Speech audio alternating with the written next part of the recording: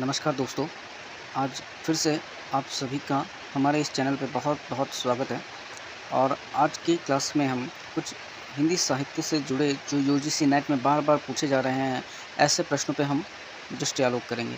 तो चलिए देखते हैं कि कौन-कौन से वो प्रश्न हैं जो बार-बार पूछे जाते हैं या उनके आस-पास के ऐसे प्रश्न हैं जिन्हें आप स्किप नहीं कर सकते। तो चलिए आज की क्लास को हम शुरू करते हैं। तो देखिए सबसे पहला प्रश्न जो है वो है मैथिली का विकास किस अपभ्रंश से माना जाता है? तो ऑप्शन देखिए शौरसेनी अपभ्रंश, मागधी अपभ्रंश, अर्धमागधी अपभ्रंश या अर्ध महाराष्ट्रीय अपभ्रंश। तो जैसे कि मैथिली अपभ्रंश, तो ये हम सबको पता ही होगा कि मैथिली का विकास मागधी अपभ्रंश से हुआ है। उसके बाद अगर हम इस अ, अपभ्रंश से विकसित भाषा को देखें, आधुनिक भाषाएँ जो हैं, वो देखिए कि शौरसेनी से हमारी पश्चिमी हिंदी, राजस्थानी, गुजराती इन भाषाओं का विकास हुआ है। उसके बाद बैसाची में लहंदा और पंजाबी पंजाबी का विकास हुआ है। राजर से सिंधी भाषा का, खस अपभ्रंश से पहाड़ी का और महाराष्ट्रीय अपभ्रंश से मराठी भाषा का और उसके बाद अर्धमागधी अपभ्रंश से पूर्वी हिंदी का और मागधी अपभ्रंश से बिहारी, उड़िया, बांग्ला और असमिया का। अब चलिए आगे, कोहिनूर किस भाषा की रचना है? तो कोहिनूर जो है वो अवधी भाषा की रचना है जिसकी जिसकी रचना की थी विद्यापति ने। उसके बाद चलें विद्यापति की और रचनाएँ देखें तो कीर्तिलता कीर्तिपिता का पदावली आदि। उसके बाद आगे बढ़ें तो संविधान के किस अनुच्छेद में देवनागरी लिपि में लिखित हिंदी को संघ की राजभाषा घोषित किया गया है? तो इसका उत्तर हम देखते हैं नीचे ऑप्शन में क्या है कि ऑप्शन नंबर ए है जो है ऑप्शन नंबर ए देखिए 347, 348, 343, 345। तो हम सबको पता है कि 343 आर्टिकल जो है उसमें हिंदी को राजभाषा घोषित किया गया है।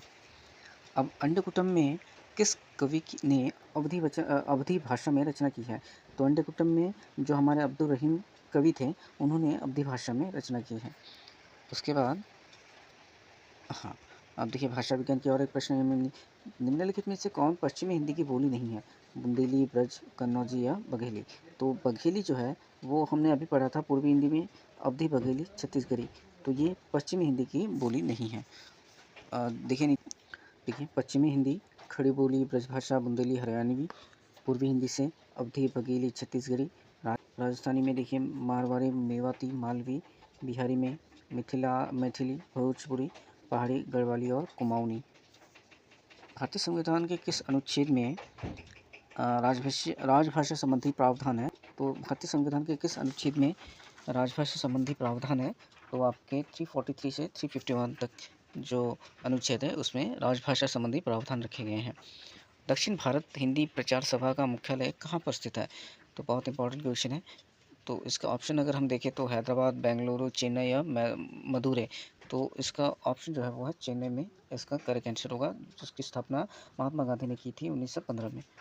उसके बाद देखिए कि निम्नलिखित में से कौन सा संयोग व्यंजन है? तो उसमें देखिए च, छ, त्र और त। तो संयोग जो है वो त्र है। उसके बाद निम्नलिखित में से कौन सा पश्चात स्वर है? पश्चात स्वर है जो पीछे से बोला जाता है, जीभ के पीछे के पिछले अंश से बोला जाता है। तो इसमें अब देखिए अ, ई, ए, ओ। तो हम ओ जो है ऑप्शन नंबर डी, इसे जब हम प्रोनाउंस करते हैं, जब उच्चारण करते हैं तो जीभ का पिछला भाग या पिछला हिस्सा है काम करता है। और सबसे पहले ये भी देख सकते हैं हम कि आदि स्वर यानी पहले जीभ के पहले के जो भाग है उसमें से जो उच्चारित ध्वनियाँ हैं वो है अ, ई, उ, मध्य से ए और पश्चिम में ओ, औ। अब आगे बढ़े हिंदी में हिंदी साहित्य का इतिहास सबसे पहले किसने लिखा होगा? तो ये आपके ग्रियर्सन, रामचंद्र शुक्ल, शिवशंकर सेंगर और जॉर्ज ग्रियर्सन। इसमें आपका सही उत्तर जो होगा वो होगा शिवसिंह सेंगर, 1883 में उन्होंने लिखा था।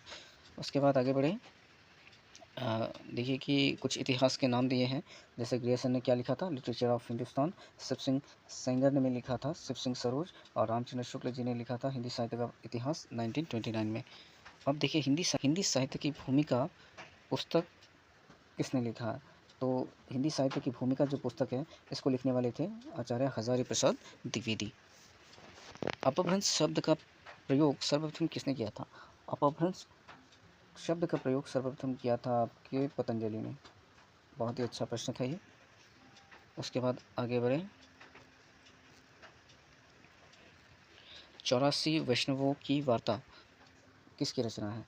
नाभादास, सूरदास, गोकुलदास या गोस्वामी गोविंदनाथ। तो आचार्य गोकुलनाथ जो थे वो 84 वैष्णवों की वार्ता लिखने वाले लेखक थे, और ये गलत है। तो उनसे संबंधित और जो पुस्तकें हैं, 84 वैष्णवों की वार्ता, 252 वैष्णवों की वार्ता, दोनों को लिखने वाले एक ही व्यक्ति थे। अब देखिए, भारतीय संविधान के किस अनुच्छेद में हिंदी को राजभाषा घोषित किया गया है? तो ये बार-बार ये पूछा जाता है क्वेश्चन, तो इसलिए इसको आप बहुत अच्छे से याद रखिए, 343 से 351 तक। उसके बाद आल्हा किस छंद में गाया जाता है? तो आल्हा वार्णिक छंद में गाया जाता है। आल्हा वार्णिक छंद में गाया जाता है। यहाँ पे ध्यान रखिएगा कि आल्हा में आपको रस नहीं पूछा गया है, यहाँ पे छंद पूछा गया है। ये क्वेश्चन में थोड़ा सा गड़बड़ है। ये चार्ट हम देख लेते हैं। जागनिक मुंडा जनजाति का क्षेत्र कौन सा है? तो मुंडा जनजाति का क्षेत्र जो है वो छोटा नागपुर माना जाता है। मुंडा जनजाति का जो क्षेत्र है वो छोटा नागपुर माना जाता है। अब इनमें से कौन हस्तक्षेप के कवि नहीं है?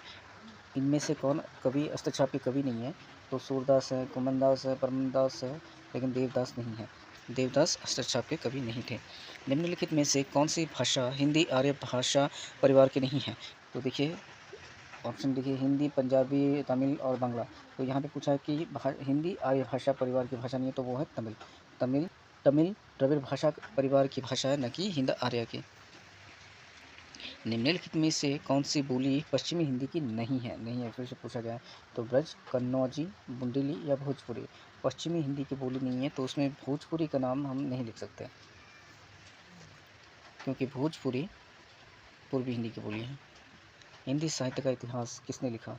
तो ये ऑप्शन देखते हैं, रामचंद्र शुक्ल, हजारी प्रसाद द्विवेदी, नामवर सिंह या विश्वनाथ प्रसाद मिश्र। तो हिंदी साहित्य का इतिहास जो लिखने वाले रामचंद्र शुक्ल थे। उसके बाद देखिए, साहित्य दर्पण के लेखक कौन है? साहित्य दर्पण के लेखक जो हैं वो हैं आचार्य विश्वनाथ। काव्यदर्श के रचयिता कौन है? तो आचार्य दंडी जो है वो काव्यदर्श के रचयिता हैं। नाट्य शास्त्र के लेखक कौन है? नाट्य शास्त्र के लेखक कौन है? तो ये हम सबको ज्ञात है कि वो भरत मुनि हैं। उसके बाद धन्यलोक के रचयिता कौन है? तो धन्यलोक के रचयिता हैं आचार्य आनंदवर्धन। रस गंगाधर के लेखक कौन है? रस गंगाधर के लेखक कौन है? तो पंडित जगन्नाथ जो थे वो रस गंगाधर के लेखक थे। पृथ्वीराज रासो के रचयिता कौन है? बहुत ही सिंपल क्वेश्चन है, आप लोग सबको पता है, चंद्रवरदाय जो है वो पृथ्वीराज रासो के रचयिता हैं। विशलदेव रासो, अभी हमने पढ़ा कि नरपतिनाल जो है वो विशलदेव रासो के रचयिता हैं। परमाल रासो के रचयिता कौन है? तो जगनिक जो है वो परमाल रासो के रचयिता हैं। उसके बाद आगे चले, हमी रासो के रचयिता हैं तो सारंगधर, जो ऑप्शन नंबर डी है वो होगा इसका आंसर। सारंगधर हमी रासो के रचयिता हैं। उसके बाद पद्मावत के रचयिता कौन है? तो मलिक मोहम्मद जायसी पद्मावत के रचनाकार थे। रामचरितमानस के रचयिता कौन है? तो तुलसीदास रामचरितमानस के रचयिता हैं। सूर सागर के रचयिता कौन है? तो सूर सागर के रचयिता जो हैं वो सूरदास थे। बीजक के रचयिता कौन है? तो बीजक के रचयिता है हमारे कबीर। कामायनी के रचयिता कौन है? तो कामायनी लिखा था जयशंकर प्रसाद जी ने। परिमल के रचयिता कौन है? तो परिमल के रचयिता हैं सूर्यकांत निराला। यामा काव्य के रचयिता कौन है? तो यामा के रचयिता हैं महादेवी वर्मा। पल्लव के रचयिता हैं, तो पल्लव के रचयिता हैं पंत, सुमित्रानंदन पंत। गोदान के लेखक है प्रेमचंद। उसके बाद है आपका झूठा सच के लेखक कौन है? तो बहुत अच्छा क्वेश्चन है ये। झूठा सच का जो लेखक है वो है यशपाल। मैला आंचल के लेखक कौन है? फणीश्वरनाथ रेणु जी मैला आंचल के लेखक हैं। शेखर एक जीवनी के लेखक कौन है? तो अज्ञेय जो है वो शेखर एक जीवनी के लेखक हैं। आषाढ़ का एक दिन के रचयिता कौन है? तो मोहन राकेश आषाढ़ का एक दिन के रचयिता हैं। अंधा युग के रचयिता कौन है? तो अंधा युग के रचयिता हैं हमारे धर्मवीर भारती। आधे अधूरे के लेखक है मोहन राकेश। आधे अधूरे के लेखक जो है वो है मोहन राकेश। मुक्तिबोध किस साहित्यिक धारा से संबंधित थे? तो मुक्तिबोध नई कविता की धारा से संबंधित थे। कामायनी किस काव्य धारा से संबंधित है? तो कामायनी हम किस काव्य धारा से संबंधित है? तो कामायनी छायावाद में लिखी गई थी। गोदान किस प्रकार का उपन्यास है? तो एक सामाजिक उपन्यास है। नाला अंचल किस प्रकार का उपन्यास है? तो ये एक आंचलिक उपन्यास है, एक अंचल विशेष को लेकर।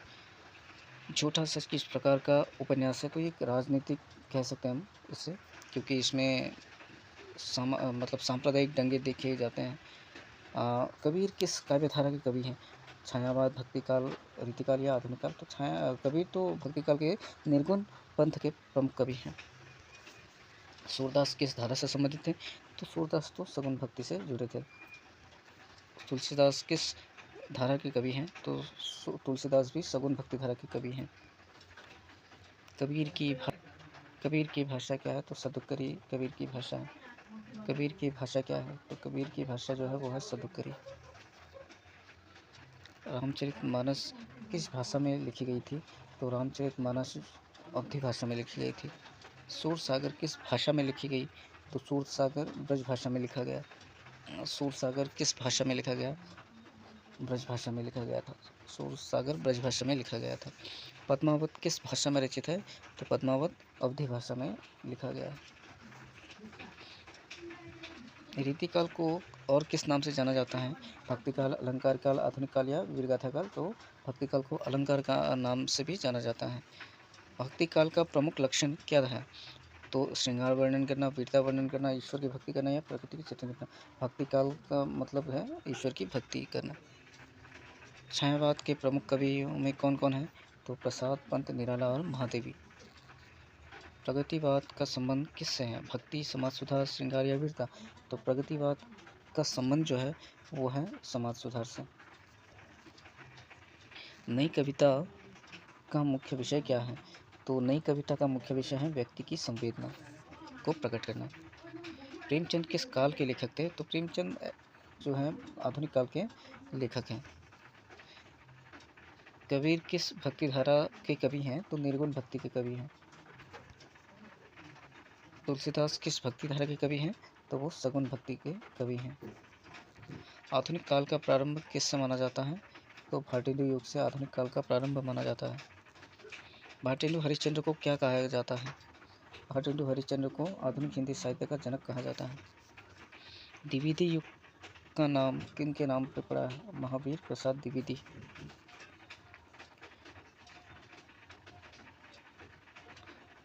नई कहानी आंदोलन के प्रमुख लेखक कौन है? नई कहानी आंदोलन के प्रमुख लेखक मोहन लाकेश हैं। तो आज के लिए बस इतना ही।